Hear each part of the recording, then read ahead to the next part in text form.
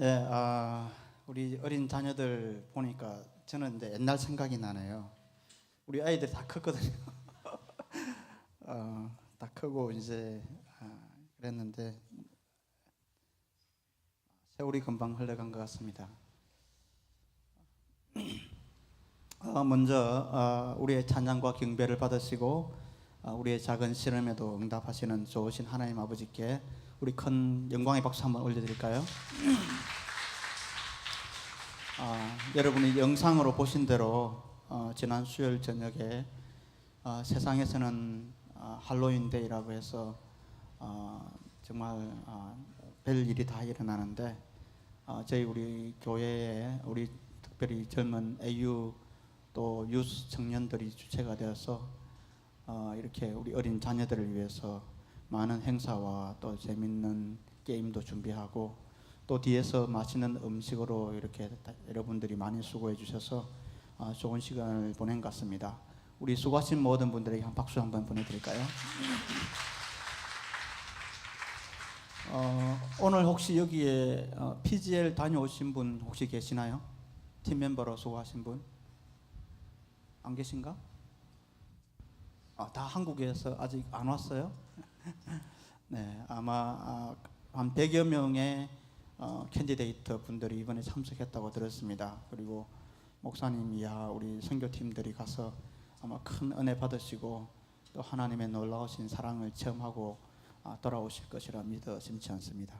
여러분 우리 선교팀들 지금 한국에서도 계시고 수고하시는 선교팀 기억하시고 여러분 계속 기도해 주시면 감사하겠습니다. 제가 오늘 말씀을 여러분에게 대언해야 되는데 우리 말씀 전하기 전에 우리 퀴즈를 한번 내볼까 해요. 아주 쉬운 거예요. 어려운 게 아니고 우리 신앙생활 하는 기독교인들이 아플 때 먹는 약이 있죠. 뭐죠? 예. 신약과 구약입니다. 아스피린이 아닙니다. 신약과 구약이죠. 우리 신구약 몇 권이죠? 66권, 39, 27, 그죠? 구약 39권, 신약 27권에서 66권으로 있다는 것은 우리 IGM 성도님들은 다 아실 거예요. 사도행전은 몇 장으로 이루어져 있죠? 20? 좀 자신이 없네요. 28장, 네 맞습니다. 그죠? 사도행전 28장으로 쓰여져 있습니다. 그런데 66권의 성경 중에서 단 한 장으로만 되어 있는 성경이 있어요. 그러니까 어떤 성경은 되게 길죠. 시편은 150장이 있습니다. 150장까지 있는데 이 성경에는 딱 한 장만 있는 성경이 4권이 있는데 아세요? 이 아시는 분 내 점심 사준다. 빌레몬서, 유다서 아닌 것 같은데요. 또 요한이서 맞습니다. 요한이서 또 요한 3서도 한 장이 있어요. 힌트, 구약이 한 권이 있는데 구약에 말라기서 6장까지 있는데 말라기서 말고 유다서 3장 모르겠어요? 오바댜서가 한 장으로 되어 있습니다. 그래서 신약의 3권, 구약의 1권이 한 장으로만 쓰여져 있는 책이에요. 이 중에서 가장 짧은 절로 쓰여진 책이 혹시 아세요? 이 4권 중에서 어렵죠.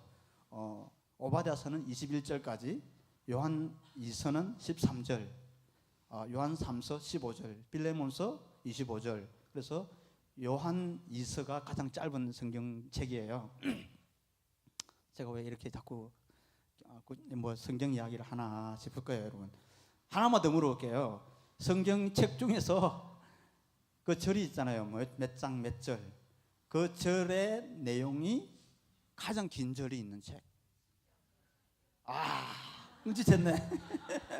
시편 119편 몇 절까지? 잘 모르나? 100 몇 절? 모르겠나 봐요. 176절. 와, 176절까지 있습니다. 시편 119편이 176절까지 있대요. 근데 이게 왜 이렇게 기나?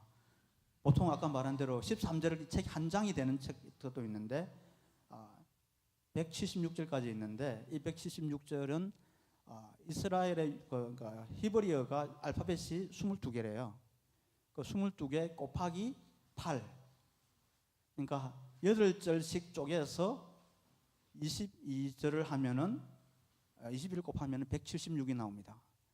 그러니까 그 알파벳으로 ABCD로 하면은 첫 번째 8절은 A로 시작하고 두 번째 8절은 B로 시작하고 이렇게 해서 그 알파벳 22개를 쭉 곱해주면은 176절이 나와요. 그래서 유대인들은 자녀들이 어릴 때 자녀들이 이렇게 태어나면은 알파벳을 가리킬 때 이 시편 119장을 가지고 알파벳을 가리키고 하나님 말씀을 가리켰대요. 대단한 민족이죠. 그래서 오늘은 제가 그 시편 119장에 있는 내용 중에서 일부를 여러분하고 이렇게 쉐어하기를 원합니다. 그래서 우선 119장 65절로 75절 말씀이 되겠습니다. 우리 이태관 형제님 읽어주실 때 여러분 다 함께 눈으로 따라 읽겠습니다. 여호와여, 주의 말씀대로 주의 종을 선대하셨나이다. 내가 주의 계명들을 믿었사오니 좋은 명철과 지식을 내게 가르치소서. 고난 당하기 전에는 내가 그릇 행하였더니 이제는 주의 말씀을 지키나이다. 주는 선하사 선을 행하시오니 주의 율례들로 나를 가르치소서. 교만한 자들이 거짓을 지어 나를 치려 하였사오나 나는 전심으로 주의 법도들을 지키리이다. 그들의 마음은 살쪄서 기름덩이 같으나 나는 주의 법을 즐거워하나이다. 고난 당하는 것이 내게 유익이라. 이로 말미암아 내가 주의 율례들을 배우게 되었나이다. 주의 입의 법이 내게는 천천 금은보다 좋으니이다. 주의 손이 나를 만들고 세우셨사오니 내가 깨달아 주의 계명들을 배우게 하소서. 주를 경외하는 자들이 나를 보고 기뻐하는 것은 내가 주의 말씀을 바라는 까닭이니이다. 여호와여, 내가 알거니와 주의 심판은 의로우시고 주께서 나를 괴롭게 하심은 성실하심 때문이니이다. 구하오니 주의 종에게 하신 말씀대로 주의 인자하심이 나의 위안이 되게 하시며 주의 긍휼히 여기심이 내게 임하사 내가 살게 하소서. 주의 법은 나의 즐거움이니이다. 아멘. 아멘. 여러분 시편 집에 가시면은 한번 읽어보시는데 한 20분 걸리더라고요. 제가 119편을 읽으니까. 그래서 요즘은 다 스마트폰 가지고 계시죠? 그래서 차에서 유튜브에 찾으면 돼요. 유튜브에 시편 119편 찾으시면은 그거 나오니까 그걸 오디오로 연결해가지고 집에 가시면서 들으면은 아마 도착하실 겁니다. 그래서 한번 119편을 한번 읽어보시면 좋겠고요. 119편은 위대한 시편, The Great Psalm이라고 알려져 있습니다.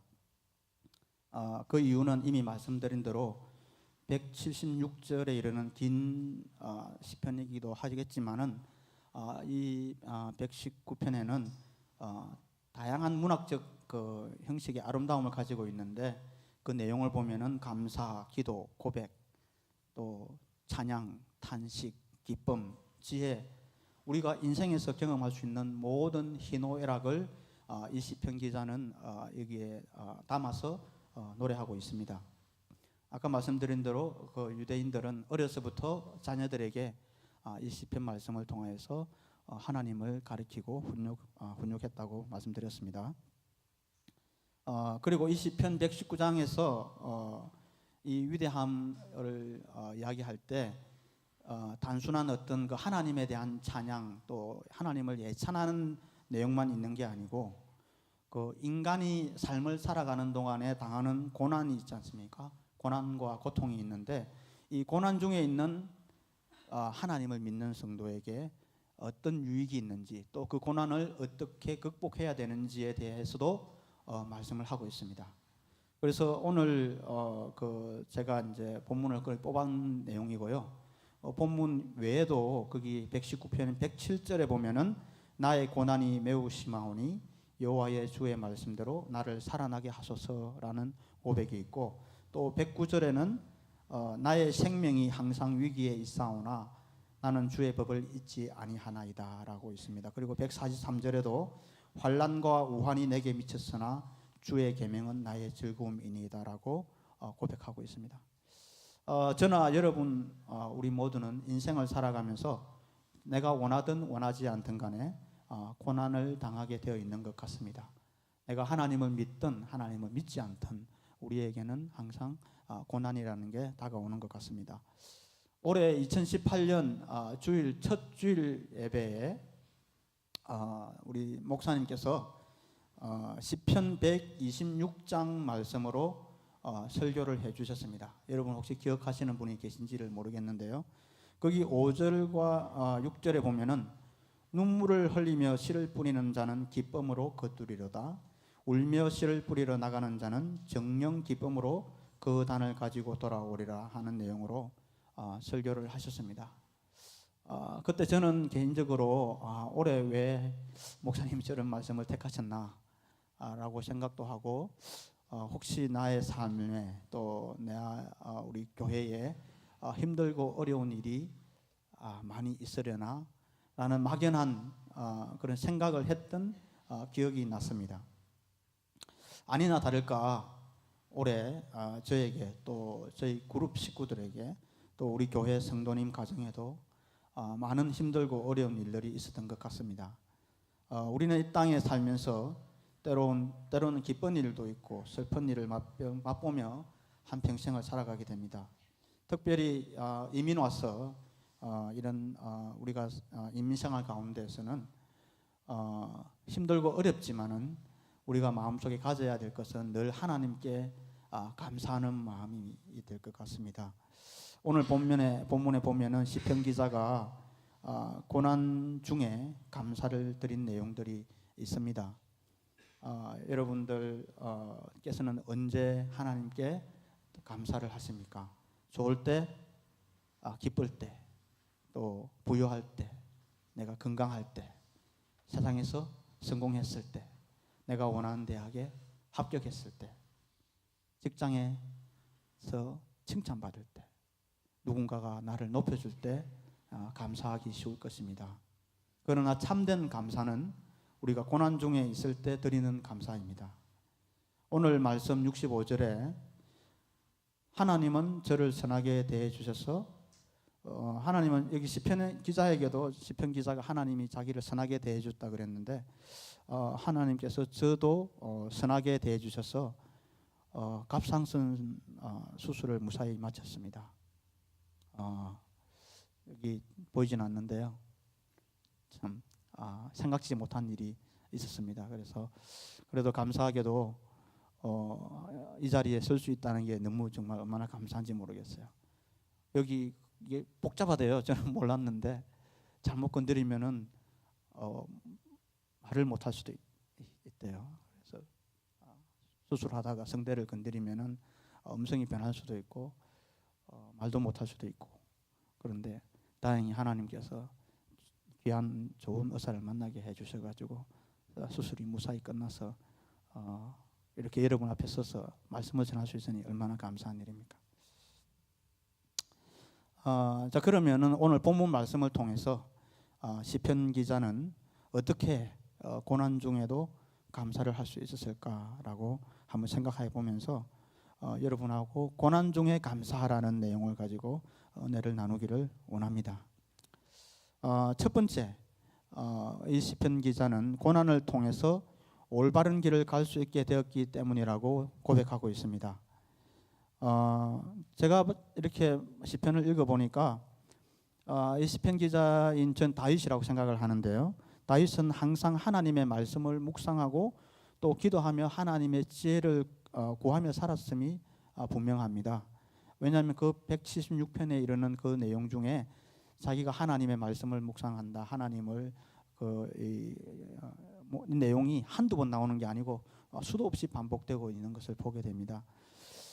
그러면서 65절, 66절에 나왔는 대로 자기를 하나님께서 선하게 대해 주셨다고 말씀을 하고 내가 주의 계명들을 믿었사오니 좋은 명철과 지식을 내게 가르치소서라고 고백하고 있습니다. 우리는 인생을 살아가면서 우리 여러분 힘들고 어려운 일이 생기거나 여러분이 모르는 문제가 생기면 무엇을 합니까? 요즘은 이게 있잖아요. 스마트폰. 이걸 꺼냅니다. 그죠? 무엇이든지 어디에게 물어봅니까? 구글에게 물어봐. 예. 그래서 사람은 누구에게나 요즘은 세상에 옛날에는 물을 볼 데가 없었어요. 그러니까 뭘 알아보려면 뭐 도서관에 가서 책을 찾아보든지 아니면은 뭐 자기 부모님한테 물어보든지 친구한테 물어보든지 뭐 이렇게 했지만은 요즘 사람은 안 물어봅니다. 요즘 사람은 누구나 다 구글에게 물어봅니다. 그래서 인터넷을 뒤져서 자기가 필요한 지식을 또 정보를 얻게 되죠. 특별히 우리 어린 자녀들 또 우리 청년들은 우리보다 몇 배 더 빠릅니다. 뭘 찾아보라 그러면은 나는 지금 타이핑을 하고 있는데 벌써 답을 주죠. 그만큼 세상이 변하고 이렇게 변했기 때문에 사람들은 자기가 어떤 무엇인가 힘들고 어려운 일이 있을 때 그것을 찾는 것이 방법이 달라졌다는 겁니다. 그래서 우리는 정말로 이런 물질적인 문명의 이기나 이런 과학기술의 발달을 통해서 우리에게 주는 좋은 것들을 활용을 해야 되겠습니다. 그래서 필요한 정보도 얻고 지식도 얻어서 우리의 삶을 윤택하게 하고 편안하게 하는 것은 필요하다고 생각합니다. 그런데 문제는 거기에 있는 정보나 지식이 과연 옳은 것이냐, 내가 결정을 내릴 때 옳은 결정을 내릴 수 있도록 인도해 주느냐라는 데에 대해서는 이렇게 퀘스천 마크를 붙이지 않을 수 없는 것이라고 생각을 합니다. 제가 이제 과거로 다시 돌아가겠습니다. 성경 말씀에 보면은 다윗이 그렇게 하나님을 찾고 하나님을 말씀을 묵상을 하고 이렇게 했지만은 그 다윗의 인생에 어려운 문제가 전혀 없었던 게 아니죠. 자기가 하나님으로부터 또 사무엘 선지자로부터 이스라엘 왕이 되겠다고 이제 그 기름 부음을 받은 이후에 무려 15년 동안이나 사울 왕에게 쫓겨다니는 도망자 신세에 있지 않았습니까? 그러니까 그 인생이 얼마나 힘들고 어려운 과정에 있었겠습니까? 그래서 이 다윗은 어떻게 이야기하느냐 하면은 67절에 보면은 고난 당하기 전에는 내가 그릇 행하였다라고 고백하고 있습니다. 물론 자기가 하나님으로부터 기름 부음을 받았지만은 자기가 고난을 당하기 전에는 자기가 언제 좀 괜찮다고 생각했지 않겠어요? 자기가 얼마나 괜찮은 사람이면은 왕으로 기름 부음 받았을까라고 생각했을지 모르는데 좀 교만해질 수도 있었을 텐데 다윗에게 하나님은 15년 동안 훈련을 시킨 거죠. 그만큼 고난을 통해서 훈련을 시켰을 때 다윗은 자기 자신이 얼마나 잘못된 삶을 살고 있었고 자기가 무엇이 잘못됐는지를 그 무엇을 잘못했는지를 깨닫게 됐다라는 그런 고백을 하고 있습니다. 다윗뿐만 아니라 오늘날을 살아가는 아까 제가 스마트폰 이야기를 했지만 오늘날 살아가고 있는 우리 모두들에게도 나는 왜 사는가? 나는 정말 왜 살고 있지? 또 나는 무엇 때문에 땀을 흘리고 수고를 하는지, 내가 지금 어디로 가고 있는지 이런 삶을 이런 것들은 깊이 생각하지 않는 것 같습니다. 그냥 하루하루 빨리 또 내가 지금 당장 필요한 거 이렇게 자기가 감각적으로 이렇게 깊이 생각하기보다는 감각적으로 자기 소견에 좋은 대로 우리가 그릇 행하며 살아가고 있는 것 같습니다. 저 역시 예외가 아니었습니다. 이번에 제가 이 설교를 준비하면서 저의 삶을 한번 돌아보았습니다. 제가 한국에서 그냥 살고 있었어요. 한국에서 그냥 그 국가연구소에 취직해서 월급쟁이 생활을 하고 있고 조금 열심히 공부해서 그냥 박사학위를 받았었죠. 박사학위를 받아서 뭐 사람들 세상 눈으로 보면은 괜찮은 사람이다라고 이제 생각을 하면서 직장 생활하고 이렇게 편안하게 살고 있었는데 미국에서 이제 잡 오퍼가 와가지고 이렇게 오게 됐죠. 스카우트 대가 왔습니다. 근데 제가 올 때 이제 IMF가 막 터져가지고 상당히 한국이 어려울 때였어요. 그래가지고 저와 비슷한 처지에 있는 몇 사람이 그때 이제 AT&T 벨 연구소로 이렇게 이제 직장을 잡아서 이렇게 나오게 됐는데 신문에 막 대문짝만하게 나왔어요. 이 한국에서 이렇게 고급 인력이 유출이 심화되고 있다고 이렇게 해가지고 막 나왔어요. 그래가지고 제가 굉장히 괜찮은 사람인 줄 알았어요. 그래서 제가 이제 뭐 내 미국 땅까지 와서 살게 된 게 제가 잘났어. 제가 괜찮은 사람이라서 제가 실력이 있어서 이렇게 미국까지 하나님 와서 내가 살게 됐구나라고 교만한 생각을 하면서 살았던 것 같아요. 그래서 제일 힘들게 한 게 제 아내죠. 제 아내에게 상처도 많이 주고 이렇게 내 생각대로 내 감정대로 참 이렇게 어떻게 보면은 무지무지 뻔뻔스러운 건데 잘못된 거 전혀 인식하지 못하고 그렇게 제가 살았던 기억이 났습니다. 그리고 교회를 나가긴 했는데 그때는 뭐 하나님 만나기 위해서 나의 자신을 되돌아보기 위해서 교회를 나간 게 아니라 정말 그냥 사람들 만나서 교제하고 이야기하고 애들 그냥 한글 가르치고 이런 식으로 하기 위해서 그 교회를 나갔던 기억이 새롭게 났습니다. 그렇게 한 3년 정도 다니다가 제가 그 돈독이 올라가지고 그 좋은 직장을 관두고 벤처 회사를 차례가 옮겼거든요. 그러니까 그 벤처가 쫄딱 망한 거 뭡니까? 완전히 진짜 처음에는 잘 되는 것 같았는데 이렇게 망하면서 영주권 이렇게 묶여버렸어요. 영주권이 그 회사 스폰서였는데 영주권이 묶여버리고 한국에서 데려온 아들이 4살이 되도록 우리는 제일 좋은 걔한테 제일 좋은 환경을 이렇게 제공해주기 위해서 얼바인에서 있는 몬테소리인가 하는 뭐 제일 비싼 유치원에 등록을 시키고 이렇게 했는데도 얘는 말을 안 하는 거예요. 4살이 됐는데도 뭐 엄마 아빠도 안 하는 거예요. 그러니까 얼마나 속이 탔겠어요.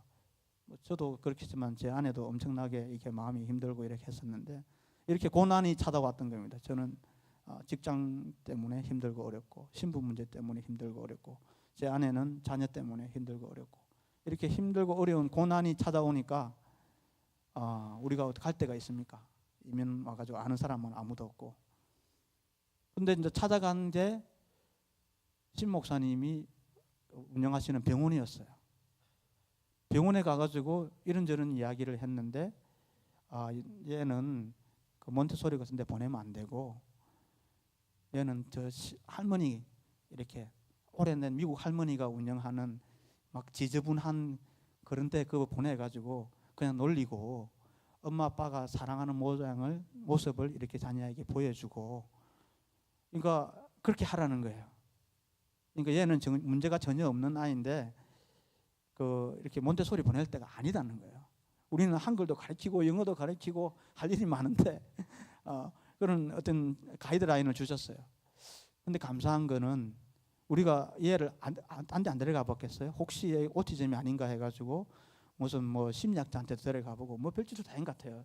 다 잊어먹었는데 근데 지금 돌이켜 생각해 보니까 그런 상황에서 힘들고 어려운 고난이 왔을 때 누구의 이야기를 들었냐 하면은 우리가 처음 갖다 뵌 의사예요. 우리 신성철 장로님이 그 당시에. 근데 아내가 저는 별로 듣지 않았는데 제 아내가 그 말씀을 확 잡아당긴 거예요.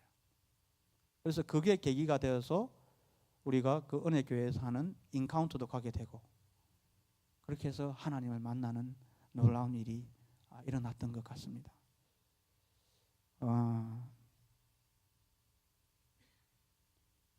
사람이 살아가면서 뭔가 선택을 해야 되는데 그 선택을 할 때 옳은 길을 선택을 해야 되는데 그 무엇이 옳은 것인지를 알 수가 없잖아요. 그래서 저는 그렇게 생각했습니다. 지금 돌이켜 생각해 보니까 우리가 이 다윗은 오늘 첫 번째 시편에 뭐냐 하면은 자기가 그릇 행하였지만은 옳은 길을 선택한 것을 감사한다 그랬어요. 그런데 그 옳은 길을 선택하게 하신 분도 하나님이시지 않나라는 생각을 하게 되었습니다. 우리 모두는 일이 잘 될 때, 아까 말한 대로 세상이 성공할 때, 부유하고 남보다 더 영광을 받을 때에는 그릇 행하기 쉽다는 것을 조심해야 되겠습니다.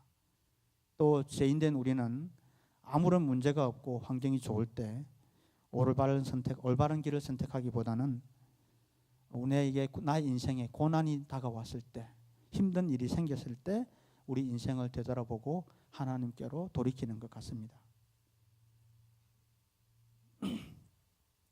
저와 여러분도 앞으로 남은 인생을 통하여서 주의 말씀을 따라 인생길을 걷는 한 분 한 분이 되었으면 좋겠습니다. 두 번째, 고난 중에 감사할 수 있었던 이유는 고난을 통해서 하나님을 간절히 찾게 되었기 때문입니다. 68절 말씀에 주는 선하사 선을 행하시오니 주의 율례로 나를 가르치소서. 시편 기자는 고난을 통해서 하나님을 간절히 찾게 되었습니다. 하나님은 고난 중에도 우리로 하여금 하나님을 찾게 만드십니다. 하나님은 여러분 아시다는 대로 다 아시죠? 천지 만물을 창조하신 창조주이심과 동시에 이 천지 만물을 다스리시는 분이십니다. 그래서 우리가 그 하나님을 바로 만나고 또 그 하나님 안에 있기만 하면은 무엇이든지 다 이루어 주신다라고 약속했습니다. 너희가 내 안에 거하고 내 말이 너희 안에 거하면 무엇이든지 원하는 대로 구하라. 그리하면 이루시리라. 오늘 그 김광신 목사님의 사랑의 편지에도 비슷한 내용을 가지고 목사님이 권면을 해주신 말씀이 있습니다. 우리가 하나님께 붙어 있을 때, 하나님 앞에 내 마음이 되었을 때 하나님께서는 내가 원하는 모든 것들을 채워주신다라고 약속하고 있습니다. 지난주에 우리 박종원 집사님께서 영주권 인터뷰를 한다고 이제 이야기를 들었습니다. 저도 아주 힘들게 그 영주권을 받은 경험이 있기 때문에 무엇보다도 그 안타까운 마음에 이해가 되더라고요. 그래서 정말 그 영주권 인터뷰가 무사히 잘 되기를 한편으로 기도하면서 또 한편으로는 그 우리가 지나갔던 그 일들이 이렇게 생각이 나더라고요. 그 영주권이라는 게 뭔지 나중에 보면은 알고 보면 종이 조각이 하나인데 그거를 받기 위해서 참 우리도 한 4년을 고생을 했던 것 같아요. 우리 박종훈 집사님 한 6년 한 6년 지금 고생하고 마지막 인터뷰 끝나고 그 카드가 날아오기를 기다리고 있는데 마음이 참 안타깝다고 생각이 듭니다. 그 영주권 때문에 우리가 한참 하나님 앞에 이렇게 기도도 하고 뭐 이렇게 할 때인데 어느 날 갑자기 와이프가 그런 이야기를 했어요. 저는 다 잊어버렸는데 그 우리가 은혜 교회에서 인카운트를 마치고 이제 교회를 나간다는 것, 또 하나님을 예배한다는 것, 하나님을 알아간다는 것이 얼마나 이게 의미가 크고 소중한 것인가에 대해서 그때 막 깨닫기 시작한 거예요. 그래서 하나님 앞에 딴 기도를 드린 게 아니고 하나님 나 여기 미국에 좀 살게 해주세요. 한국 가고 싶지 않습니다. 여기서 신앙생활 하면서 하나님을 더 알아가고 또 이 하나님을 정말 사랑하는 사람들과 신앙생활하고 하나님을 이렇게 만나서 또 이렇게 살아가는 삶, 하나님을 예배하는 삶을 살고 싶으니 하나님 저 좀 미국에 좀 살게 해달라고 기도를 했다라고 그러더라고요. 그런데 하나님이 그 마음을 받으신 것 같아요. 근데 영주권 달라고 기도하지는 않았대요. 그래가지고 그 어느 날 우리 집 뒤에 조그만 뜰이 있는데 그 집 뒤에 거기 이제 이렇게 걷고 있는데 하나님이 너 영주권 원하냐 그러더라는 거예요. 그러면서 내가 그거 해줄 테니까 걱정하지 마. 그랬다는 거예요. 그 너무 생생해가 자기도 깜짝 이렇게 놀랬다면서 나한테 이제 그 이야기를 하더라고요. 그래서 내가 당신이 하도 너무 기도를 너무 많이 하니까 뭐 헛걸 들은 거 아니냐. 응? 제가 그런 생각했어요. 좀 믿음이 없었으니까 하나님 그런 말을 했다는 것 자체가 제가 자신에게 믿어지지 않아가지고 마치 그 아브라함한테 아들이 있으리라 그러니까 그 사라가 뒤에서 있다가 이렇게 웃었다고 그러는데 너무 기가 차서 이게 에이 설마라고 그랬는데 나중엔 제가 회개했습니다. 하나님 앞에 회개하고 하나님 앞에 정말 이렇게 기도했을 때 이제 하나님이 기가 막힌 일이 일어났었습니다. 영주권이 안 되는 케이스인데 제가 전혀 알지 못하는 인도 분을 소개를 시켜줬어요. 어떤 사람을 통해서. 그래서 그 사람이 나중에 알고 보니까 이민국에서 18년 동안인가 거기서 일을 하신 분인데 이분이 어떤 그쪽 분야에는 도사예요. 그 사람이 레터를 써줘가지고 어떻게 해서 정말 영주권을 받게 되는 일이 일어났습니다. 정말 말도 안 되는 일이 일어났어요. 그래서 하나님이 하셨다라고밖에 간증할 수 없는 그런 일이 있었습니다. 제 삶 가운데.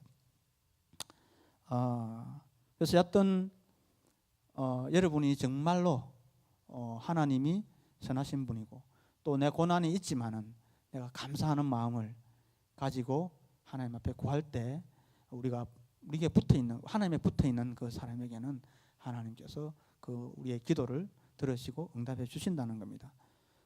C.S. 루이스는 고통의 문제라는 책에서 우리가 고난은 귀먹은 세상을 불러 깨우는 하나님의 메가폰이라고 표현하였습니다. 우리 여러분 여기 화장실에 가면은 다 붙어 있는 거 보실 겁니다. 고난이 오면은 여러분한테 고난이 오시면은 찾아오면은 웰컴 하십시오. 그리고 그 고난의 문제를 가지고 하나님 앞에 찾아가라는 기회라고 생각하시면 됩니다. 그리고 감사함으로 하나님 앞에 간절히 그 고난의 문제를 놓고 아뢰십시오. 그러면은 하나님께서 여러분이 들을 수 있는 메가폰 소리로 여러분의 귀에 말씀하실 것입니다. 아멘입니까? 네. 세 번째 고난 중에 우리가 감사할 수 있는 이유는 고난을 통해서 하나님의 말씀을 지킬 수 있게 되었기 때문입니다. 71절 72절로 보면은 고난 당한 것이 내게 유익이라 이로 말미암아 내가 주의 율례를 배우게 되었나이다 라고 고백하고 있습니다. 그리고 주의 입의 법이 내게는 천천 금은보다 좋으니이다. 아멘. 천천이라 그러면 천 곱하기 천이에요. 그러니까 금덩어리가 100만 개 여러분 있다 생각해 보십시오. 100만 개의 금덩어리보다도 주의 입의 법이 나에게 더 좋다라고 고백하는 거예요. 엄청난 겁니다. 그죠? 우리가 하나님의 말씀을 지키면은 반드시 하나님께서 영광을 받으실 뿐 아니라 그 말씀을 지키는 자에게는 하나님께서 번성하게 해주신다고 약속을 했습니다. 그러니까 내가 그 번성한 걸 쫓아가는 것이 아니라 하나님의 말씀을 쫓아갈 때 그 번성은 축복은 따라온다라는 이야기가 됩니다. 그러니까 여러분 물질을 쫓을 일이 아니라 하나님의 말씀을 쫓아서 행하시기를 바랍니다. 제가 그냥 하는 소리가 아니고 신명기 8장 1절에 이렇게 나와 있습니다. 신명기 8장 1절에 보면은 내가 오늘날 명하는 모든 명령을 너희는 지켜 행하라. 그리하면 너희가 살고 번성하고 여호와께서 너희의 조상들에게 맹세하신 땅에 들어가서 그것을 차지하리라. 아멘. 예. 그래서 하나님이 명하는 명령을 지켜 행하면은 하나님께서 우리가 살고 번성한 축복을 주시겠다라고 약속하신 겁니다. 하나님은 싫은치 않으시고 허은치 않으시고 하나님 하신 말씀은 변개치 않습니다. 그러니까 이 말씀을 믿고 그냥 하나님 말씀을 지키면 되는 것입니다.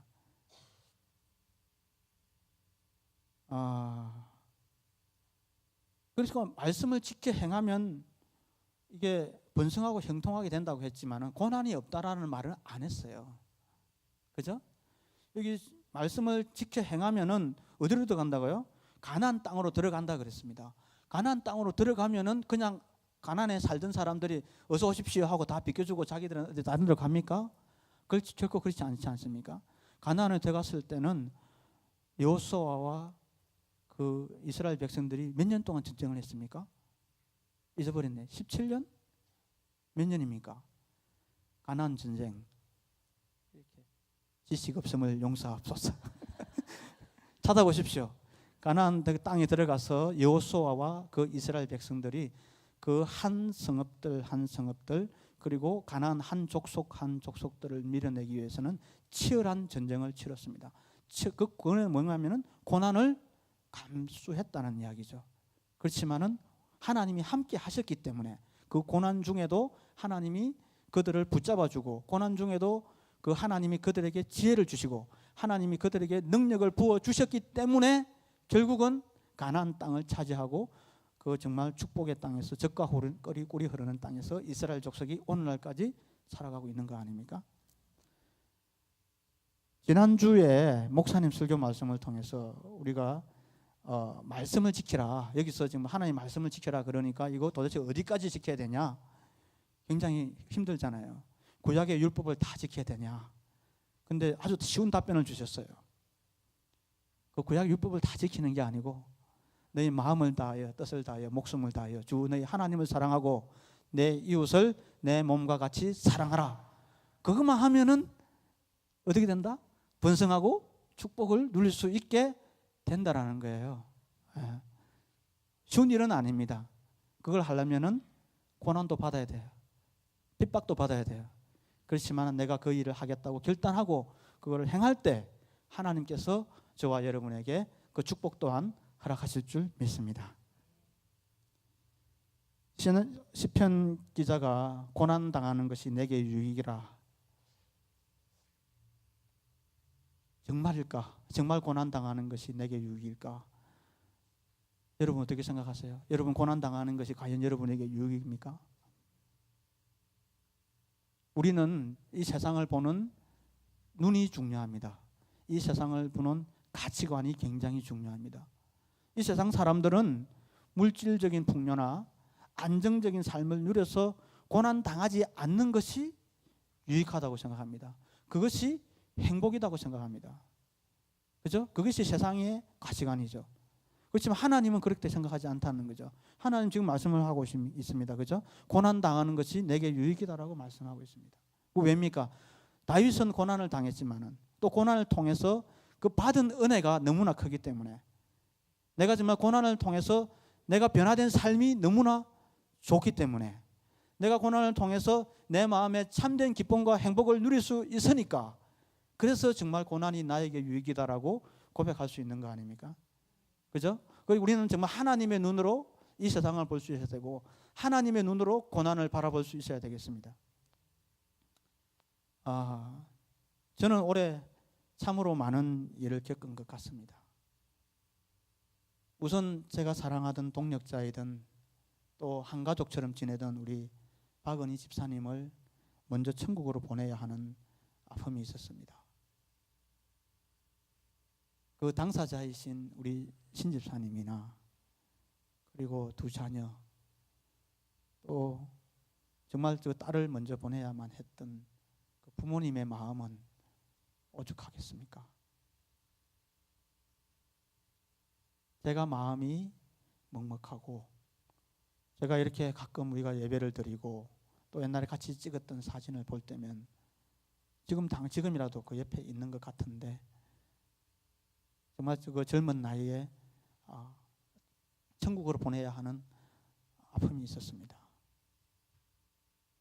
그러나 이 고난과 아픔을 통해서 그분이 목사님 설교하신 대로 그분이 원하시는 것이 무엇이었을까라는 생각을 한번 해보게 됩니다. 정말 감사한 것은 그 사랑하는 두 자녀가 이 힘들고 어려운 일을 통해서 하나님을 더 가까이 하게 됐다는 겁니다. 정말 남은 삶을 통해서 내가 하나님을 붙잡아야 되겠다고 고백했다는 이야기를 들었을 때 정말 하나님께 오히려 감사를 드렸습니다.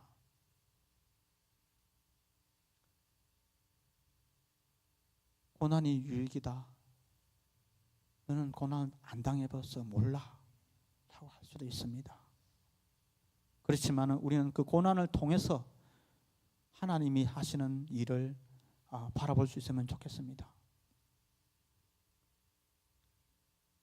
그리고 제가 8월 초입니다. 8월 초에 저희 아버님이 이제 팔순이 되셨습니다. 그래서 미국에 오시지는 못하고 그래서 이번에 이제 전 가족이 한국에 나가서 저희 아버님과 또 우리 3명의 자매가 이제 저한테 있는데 제 여동생이 3사람이 있습니다. 그들과 함께 가족들이 모여서 아버님 팔순 기념 행사를 하려고 이번에 나갔습니다.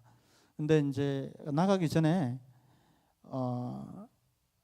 그 이제 올해 이제 박은희 지사님을 잃는 그런 아픔도 있고 해서 이제 건강 검진을 좀 받아야 되겠다 생각을 해서 대장 내시경도 이제 다 했습니다. 하고 이렇게 했는데 위 내시경을 미국에 알아보니까 보험을 갖고 해도 1,000불이 넘는 거예요. 그래서 아내가 한국 나가니까 어차피 한국에서 건강 검진을 좀 받아보자 그러는 거예요. 그래서 이걸 하라. 그 뭐 당신 평상시 좀 골골하고 그러니까 건강 검진 한번 받아라. 나는 튼튼하고 내 뭐 맨날 일주일에 2번씩 라켓볼 젊은 청년들 여기 있는데 이 사람들하고 내가 쳐도 안 밀린다. 그러니까 나는 이제 걱정하지 말고 당신이나 건강검진 예약해가지고 잘 받으라 그랬어요. 그랬더니 나도 꼭 하라는 거예요. 나보고 비싼데 돈도 비싼데 그거 자꾸 나보고 하라냐. 돈도 없는데 이번에 나가면은 비행기 값에다가 뭐에다가 왕창 써야 되는데 그랬더니 아니다는 거예요. 뭐 가슴 이게 체스트 엑스레이 하고 위 내시경 그것도 수면으로 하는 위 내시경 그리고 전신 CT 촬영하고 초음파 복부 초음파하고 다 해가지고 500불이면 되는데 500불. 그리고 기가 솔깃한 거예요. 500불. 그래서 그러면은 둘 다 예약을 해라. 해서 한번 그러면 검사를 해보자 그랬어요. 여러분 와이프가 뭐라 할 때는 귀를 기울이십시오. 와이프가 말하면 잘 들으면은 자다가도 떡이 생긴다 그러잖아요. 귀 잘 들으라고. 그래서 가서 건강검진을 했습니다. 건강검진을 하니까 야 한국은 정말 잘 돼 있더라고요. 기가 막히게 잘 돼 있어요. 건강검진이 끝나고 2시간도 안 됐는데 모든 내용이 의사 앞에 쫙 다 올라오는 거예요. 그리고 그거를 CD를 만들어 주더라 그 자리에서. 어마어마하죠. 그런데 건강검진 했는데 이상하게 여기 목에다가 초음파를 하는 거예요. 나는 목에 초음파를 한 번도 해본 적이 없거든요. 보통은 복부 초음파하고 이러는데 목에 초음파를 하니까 목에 직경 1.2cm의 혹이 있다는 거예요. 근데 의사가 이렇게 보더니 혹의 모양이 안 좋습니다. 그러는 거예요. 그림이 안 좋습니다. 이게 무슨 소리입니까? 그랬더니 정밀 검사를 하는 게 좋겠습니다. 그러더라고요. 그때까지만 해도 뭐 고개 갸우뚱하면서 별거 아니겠지 생각을 했습니다. 근데 바로 그 옆에 그 병원 바로 옆에 있는 그 갑상선 전문의를 소개시켜 주더라고요. 이제 금방 갔죠. 뭐 예약한 것도 없고 그냥 들어갔습니다. 들어가니까 이 사람이 초음파를 다시 보더니 검사를 해보는 게 좋겠습니다. 그러더라고요. 그래서 어떻게 할까요? 그랬더니 파인 니들 바이옵시라고 그러더라고요. 파인 니들 바이옵시라는 게 있는데 그 조직을 떼내 가지고 한 3, 4일이면 결과가 나옵니다. 그러더라고요. 그러니까 한국 언제까지 있을 거예요? 그러더라고요. 그래서 좀 한 일주일 있을 텐데요. 그랬더니 검사 나오면 결과 알을 때 오시라 그러더라고요. 그래서 조직 검사를 하고 조직 검사만 하는 게 아니고 유전자 검사도 됩니다. 요즘은 그러더라고요. 한국 대단해요. 그래서 유전자 검사하고 조직 검사를 한 결과가 나왔는데 그 결과를 보니까 당신은 90% 이상 페필러리 캔서 그게 이제 유두암이라는 겁니다. 유두암일 확률이 90% 이상입니다. 그래서 수술을 받는 게 좋겠습니다라고 그러더라고요. 그래서 이게 뭔가 한편으로는 왜 내 아이에게 이런 일이 있지? 사람의 참 일이 일을 한치 앞을 알 수 없는 게 사람이라 그랬는데 그런 일이 있었습니다. 그런데 감사한 것은 그게 초기 그러니까 갑상선 암의 초기 상태였어요. 그게 그러니까 이게 한쪽에만 여기 혹이 있었기 때문에 아무런 자각 증상을 느낄 수 없었습니다. 그러니까 막 라켓볼을 그렇게 치고 뭐 해도 제가 몸에 이상이 있다라는 것을 전혀 느낄 수 없었고 호르몬 피검사 했을 때 호르몬도 정상 수치로 나오고 그러니까 이거 안 했으면은 알 수 있는 방법이 없는 거였습니다. 근데 정말 하나님의 은혜로 그 한국 가서 그 검사를 하게 했고 그것을 알게 되었습니다.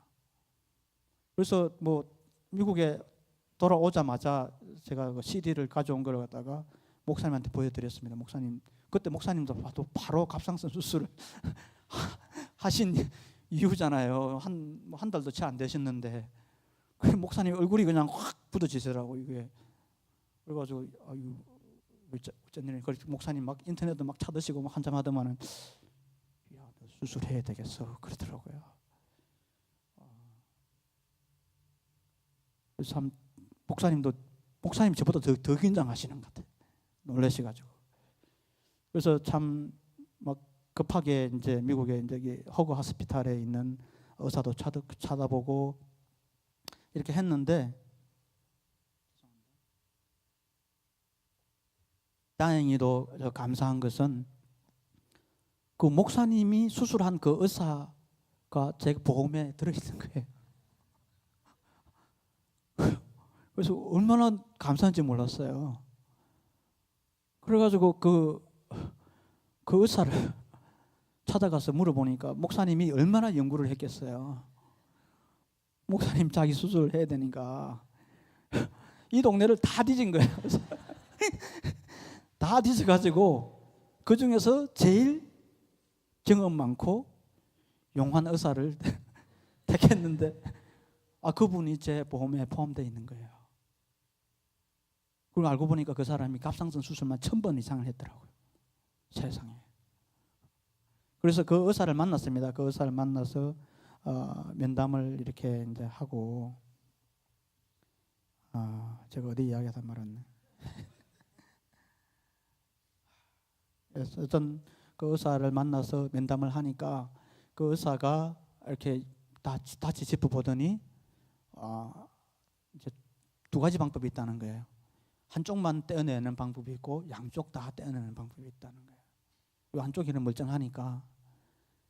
그래서 어떻게 할래? 그래도 저보고 내가 뭘 합니까? 당신이 원하는 대로 하겠습니다. 그랬습니다. 네. 당신이 레커멘드 하는 대로 저는 따르겠습니다. 그랬습니다. 그랬더니 그 의사가 둘 다 떼내자 그러더라고요. 이쪽에 아무 문제는 없지만은 매크로스코피컬리 시적으로는 봐도 이게 아무것도 없지만은 마이크로스코피컬리는 모른다. 그리고 당신 나이가 있고 아주 나이 들어서 또 이게 생길 수도 있고 하니까 다들 내자 그러더라고요. 오케이 그렇게 합시다. 그랬어요. 그래서 이제 10월 1일 날 갑상선을 덜 내고 깨끗하게 이제 다 치워버렸습니다.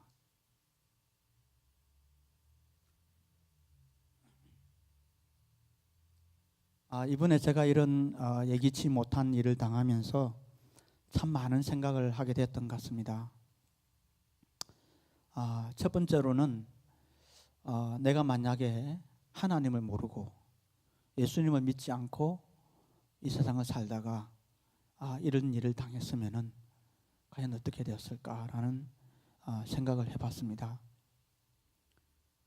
2003년 8월 20일입니다. 2003년 8월 20일 날 인격적으로 하나님을 만나고 제가 이제 한 15년 신앙생활을 해왔습니다. 그 15년의 신앙생활을 통해서 나의 삶이 얼마나 바뀌었는지 또 내가 어떤 생각을 하게 되었는지는 나 자신으로서는 가늠하기 힘들었습니다. 그런데 막상 갑상선 암이라는 이런 판정을 받고 또 이렇게 두렵고 떨리는 가운데 또 내가 어찌할 수 없는 상황에서도 내 마음에 하나님 주시는 평강이 있었다는 것은 정말 놀라운 일이었습니다. 하나님은 저에게 그런 이야기를 많이 하셨어요. 제가 이렇게 좀 다혈질이에요. 보기보다 성질이 나면 막 나와요. 이 말이 함부로. 그래서 항상 저보고 너 잠잠하라 많이 했어요. 그런데 이번에는 내 입술의 잠잠함이 아니라 내 마음의 잠잠함을 허락하여 주셨습니다. 여러분 아세요? 찬양 나의 영혼이 잠잠히 하나님만 바라며 나의 구원이 그에게서 나는 도다. 나의 영혼아 잠잠히 하나님만 바라라. 나의 소망이 저에게서 나는 도다. 오직 주만이 나의 반석, 나의 구원이시니 오직 주만이 나의 산성, 내가 요동치 아니하리. 아멘. 제가 담당 의사를 이렇게 미국에 이제 찾아서 갑상선 전문의를 만나서 이제 이야기를 했어요. 제가 이런 상황이고, 또 그분도 이제 이런저런 이야기를 다 마치고 저보고 그러다 얼굴을 많이 쳐다보면서 그러는 거예요. 자기는 이 암 선고를 받은 사람을 참 많이 봤다. 참 많이 봤는데 어떤 사람은 막 이렇게 불안해하고 막 울고 어찌할 바를 모르고 이런 사람들이 참 많은데 어떻게 해서 당신은 그렇게 침착하게 잠잠하냐, 그런 이야기를 저한테 이렇게 듣더라고요. 뭐 말을 하는 거예요. 그래서 제가 나는 하나님을 믿는 사람입니다.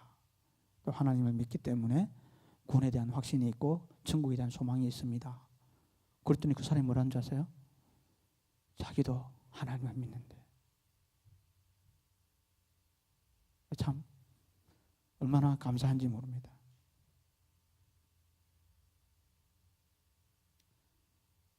제가 이 수술을 하기 전에 수술하기 전날이었습니다. 전날 우리 아내하고 사랑하는 두 아들, 딸하고 이렇게 손을 붙잡고 이제 기도를 했습니다. 하나님 앞에 이렇게 기도를 하는데 제가 그렇게 이야기했어요. 하나님 앞에 기도를 드리고 나서 우리 애들한테 그랬습니다. 내가 미국 가가지고 먹고 산다고 죽으라고 일하고 하나님을 모르고 살다가 만약에 이런 일을 당했으면은 아무래도 몰라, 우리가 좀 더 큰 집에 좀 더 좋은 차를 타고 세상적으로 조금 더 누리고 살았을지도 모르겠어. 그렇지만은 내가 지금 누리는 마음의 평강은 결단코 누릴 수 못했을 거야. 그러니 너희들 딴 거는 몰라도 하나님 믿는 거 이거 놓치면 안 돼. 무슨 일이 있어도 하나님 붙들고 살아야 된다고 제가 그런 이야기를 해 줬습니다. 우리 목사님은 수술하기 전날 그 유서를 써가지고 혹시 만일에 어떤 일이 생길지 모르니까 유서를 써서 컴퓨터 밑에다가 바닥에 놓고 수술을 받으러 가셨다고 그러더라고요. 저는 죽는다는 생각을 안 해봤기 때문에 그 유서를 쓸 시간도 없었어요. 그런 생각도 안 했고 제가 자녀한테 해준 그 말이 어떻게 보면은 내가 우리 애들한테 해줄 수 있는 유서가 아니었을까라는 그런 생각이 들었습니다.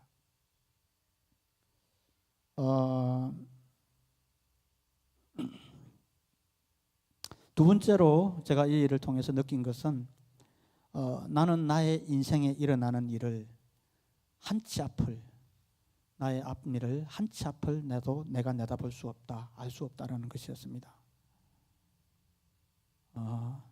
지금까지 그 수술하기 전 월요일날 수술했는데 목요일까지 제가 라켓볼을 했습니다. 그러니까 그 알고 있었지만은 모른다는 거예요. 그 내가 지금 거기 암이 있어도 전혀 알 수 없다라는 것이었습니다.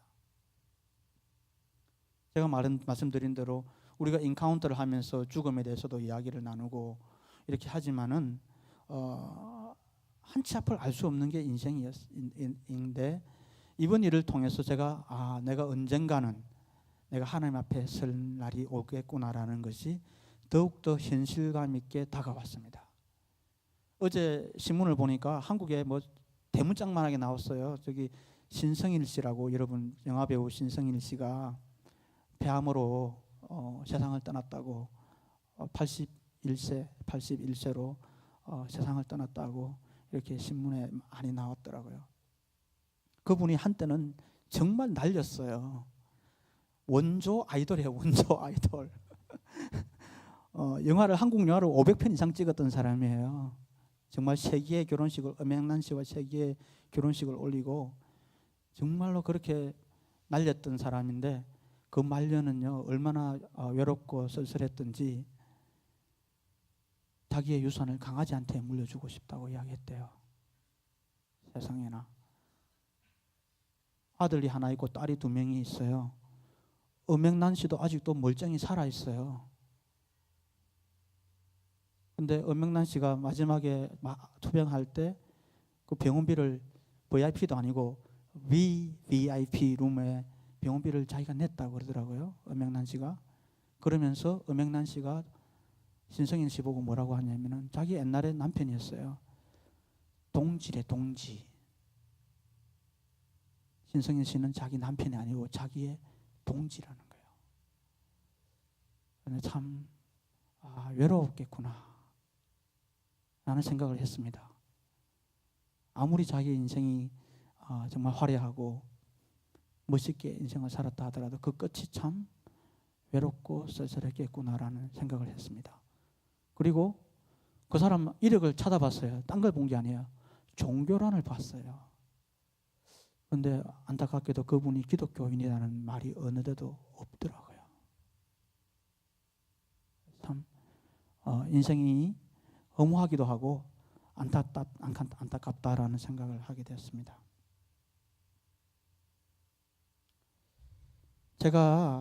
저는 아까 말한 그 마음의 평강을 누리고 있었다고 생각을 했기 때문에, 저는 하나님을 의지하고 천국 소망이 있으니까 괜찮다라는 막 생각을 했어요.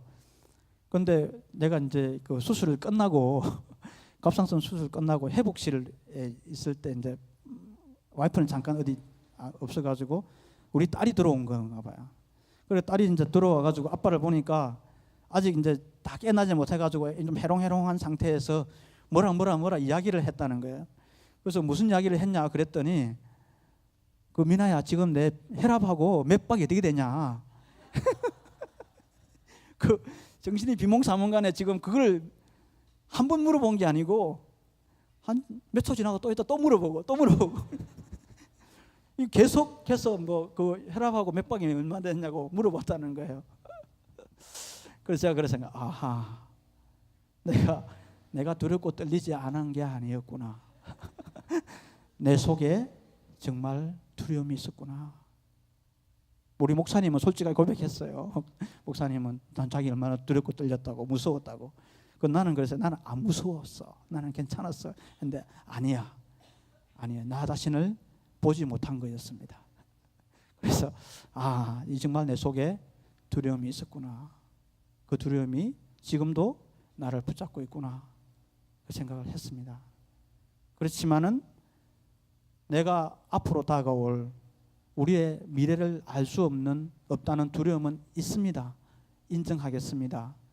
하지만 나는 천국에 대한 소망이 있기 때문에, 내가 천국 가서 박은희 집사님도 다시 볼 소망이 있기 때문에, 우리가 이 세상에서 지금 나에게 어떤 고난이 오고 어떤 문제가 닥친다 하더라도 내가 그 고난을 가지고 하나님 앞에 가서 기도하고, 또 내 고난의 그 문제를 들고 좌절하고 절망하고 쓰러지는 것이 아니라 그 문제를 들고 더욱더 전진하며 나아갈 수 있지 않나 생각을 합니다. 세 번째로 제가 느낀 것은, 가까이 있는 가족이나 믿음의 동력자들이 얼마나 소중한 존재인지를 깨닫게 되었다는 겁니다. 말씀드린 대로 저의 부모, 형제와 가족은 모두 한국에 있습니다. 저희 부부가 2 아이와 이렇게 미국에 와서 관계를 맺고 있는 사람이 누가 있겠습니까?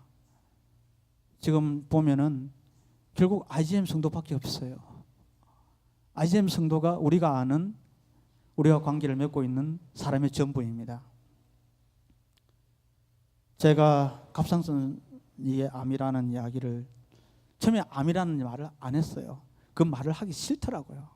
그래서 갑상선에 혹이 있다. 그래서 이걸 수술해야 된다는 이야기를 했어요. 목사님도 그렇게 믿고 싶었던 것 같아요. 그래서 그냥 나하고 똑같은 거래, 나하고 똑같은 거래 이렇게 이야기하시거든요. 근데 내가 이제 수술을 해야 된다 그러니까 수술 전에 어떤 분은 맛있는 영양죽을 끓여다가 갖다 주시는 분이 없나, 미역국을 끓여다 주시고 갈비탕을 해다 주시고 북어국도 해다 주시고 세상에 한 번도 먹어보지 못한 산삼을 사다 주는 분도 있더라고요. 백년 묵은 산삼은 아니고 미국에 있어 나는 산삼이라면서 저한테 사다 주시는 분도 있고, 기력 떨어졌다고 공진당이라고 알아요? 공진당? 공진당도 사다 주시는 분도 계시고, 목에 이게 칼칼하고 그러니까 시원하게 마시라고 음료수 사다 주시는 분도 있고, 여기 수술 자국이 있잖아요. 상처가 이렇게 있으니까 그 상처 이거 생기지 말라고 스프레이 이거 뿌리는 스프레이 갖다 주시는 분도 계시고, 참 많은 분들에게서 과분한 사랑을 받은 것 같습니다. 우선 감사를 드리고요. 무엇보다도 이번 일을 통해서 말없이 기도하며 가까이에서 보살펴 주신 아내에게도 고맙다는 말을 하고 싶습니다. 또 이 자를 안 계시지만은 저를 위해 걱정하고 기도해 주신 목사님, 사모님에게도 감사함을 전하고 싶습니다. 또 어떤 분들은 혹시 제가 부담스러워 할까 봐 와서 아무런 말씀도 안 하시고, 그렇다고 뭘 사다 준 것도 아니지만 정말 뒤에서 기도해 주시고 말없이 이렇게 눈물 흘리며 기도해 주신 분들이 많다는 것 제가 누구보다도 알고 있습니다.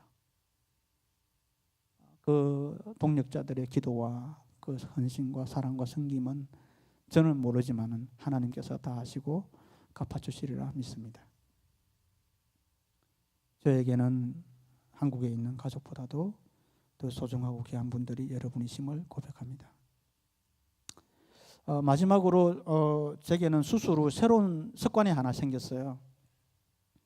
아까 말씀드린 대로 그 암 조직 때문에 갑상선을 다 드러내 버렸습니다.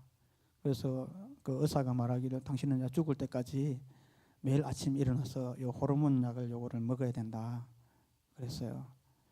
그래서 꼭 크지도 않아요. 요거마한데 이제 눈을 뜨면은 이제 그걸 하나를 이제 이렇게 먹어요. 먹고 한 1시간 동안 밥을 먹으면 안 돼요. 그러니까 아침에 일찍 일어날 수밖에 없어요. 출근해야 되니까. 그리고 일찍 일어나니까 눈 뜨면은 그걸 먹고 뭐 할 일이 없잖아요. 그러니까 습관이 이제 하나님 말씀을 끄집어내는 거예요. 그래서 어떤 게 제일 좋을까 고민해 보니까 고민할 것도 없어요. 잠언이 진짜 좋더라고. 잠언은 1장부터 31장까지 있어요. 그러니까 빠져물 일도 없고 몇 장 읽어야 될 거 고민할 것도 없어요. 그냥 그날 날짜에 맞는 잠언을 끄집어내서 읽기만 하면 되는 거예요. 그래서 이제 눈을 뜨면은 알약을 하나 먹고 성경을 펴서, 성경 펼 것도 없어요. 요즘은 아까 스마트폰에 팡신에 전에 한번 파워 꺼놨네요. 보여드렸는데 켜면은 성경이 올라오는 앱이 있습니다. 파워가 들어오면 꺼져 있다가 파워가 들어오자마자 항상 앱이 성경이 올라오는 앱이 있어요. 그거를 설치하십시오. 그러면은 그래서 그 폰을 가지고 맨 먼저 잠언을 읽습니다. 그래서 처음에는 제가 혼자 그걸 읽고 묵상하고 끝냈어요. 근데 좀 아까워요. 혼자만 하기는. 그래서 그거를 그룹 식구들한테 이제 쉐어하기 시작했어요.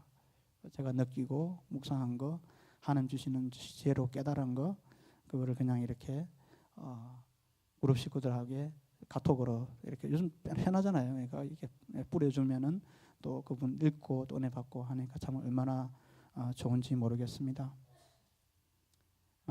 갑상선암이라는 그 고통을 통해서 아침마다 말씀을 묵상하고 마음판에 새겨서 하루의 일상을 시작하니까요, 태도가 달라지는 것 같아요. 직장에서 또 가정에서 자녀나 와이프한테 태도가 나도 모르게 조금씩 달라지는 것 같습니다. 여러분도 한번 시도해 보시기 바랍니다. 그리고 거울 속에 비친 수술 자국을 매일 볼 수밖에 없습니다. 그걸 바라볼 때마다 내가 교만하지 않고 낮아져야지라는 생각을 합니다. 그리고 날 위해 피 흘리신 예수님을 기억하려고 합니다. 여러분은 어떤 고난을 겪고 있습니까?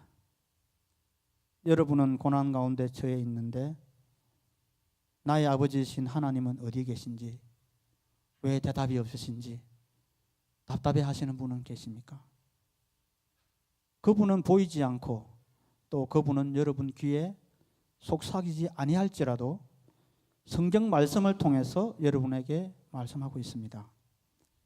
그리고 기도로 여러분과 교통하기를 원하십니다. 왜냐하면 하나님께서는 저와 여러분을 사랑하시기 때문입니다. 믿으십니까? 아멘이 영 신통찮아요. 믿으십니까? 네.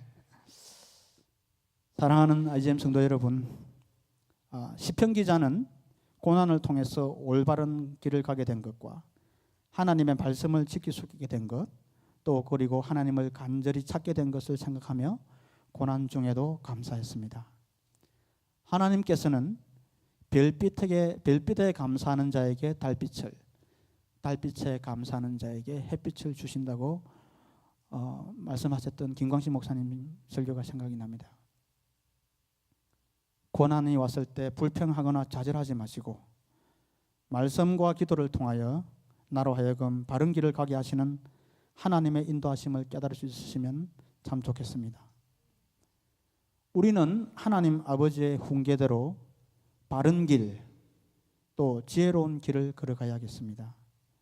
또 우리는 정직의 길과 의인의 길을 걸어가야겠습니다. 그리고 고난은 바로 하나님을 간절히 찾는 기회라 생각하시고 하나님께 감사하게 되면은 하나님 아버지께서는 우리를 보호해 주실 뿐 아니라 우리를 높여 주시고 우리에게 영화로운 면류관을 주실 것입니다. 이러한 축복이 저와 우리 IGM 성도 여러분 한 분 한 분에게 임하시길 간절히 축원드립니다. 기도하겠습니다. 주님 사랑합니다.